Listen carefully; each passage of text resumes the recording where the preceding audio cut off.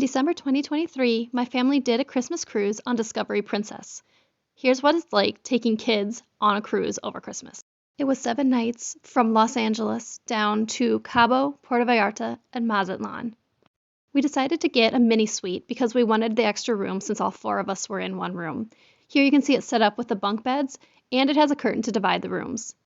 We checked out the Elite Lounge before we headed down for dinner that night. It's so nice sitting out on the balcony and watching the sunset whenever we got the chance.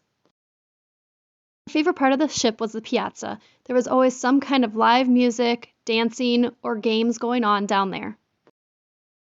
On Christmas Eve, all of the officers gathered and sang Christmas carols with everyone on the ship. They also did a champagne waterfall, which was really neat to see.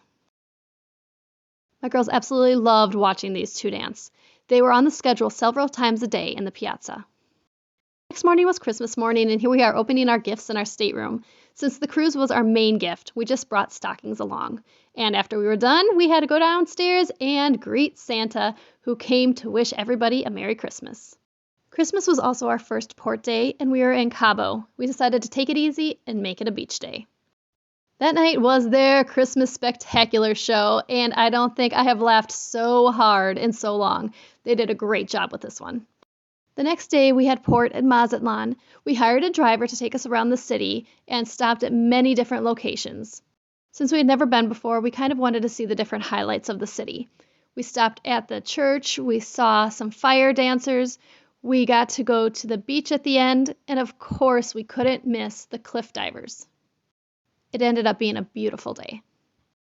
After a busy day, it was so nice sitting on our balcony, watching the moon as we sailed.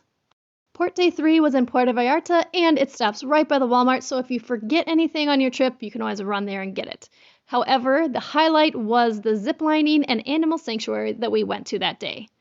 Unfortunately, I didn't get ziplining on my phone camera, but here you can see the animals, and they had snakes, birds, and other kinds of animals that you could feed. My girls weren't exactly sure if they wanted the monkeys on them, so they were okay feeding them from a distance. Oh, and did I mention there's tequila tasting too? That was also a fun way to end the ziplining trip. At the end, you hop on the speedboat back to the port and back onto your ship for the end of the day. That evening and the next day, we did hit a few waves. You can't really tell from this video, but the ship itself was creaking, and you could tell by the pool water that we definitely were rocking and rolling. My daughter's favorite part was the Junior Chef at Sea, where they got to go make their own cake and then graduated on stage with the real chef. While she took her Junior Chef at Sea class, we went and we got to tour the galley and see where they prepared all of the meals for the thousands of people on board. Deal or No Deal was on that day, and it was a lot of fun. I can't believe how much the audience got into it. The last night, they had the Baked Alaska Parade.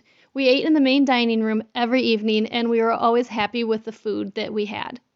We asked for the same server and table every night because he was so attentive to our family and made us feel really special. That night, they also delivered the cake that my daughter did at the Junior Chef at Sea program. Our cruise director was Cole, and he was amazing. He had so much energy and definitely made this Christmas cruise special. If you ever get a chance, I highly recommend doing a Christmas cruise with your family.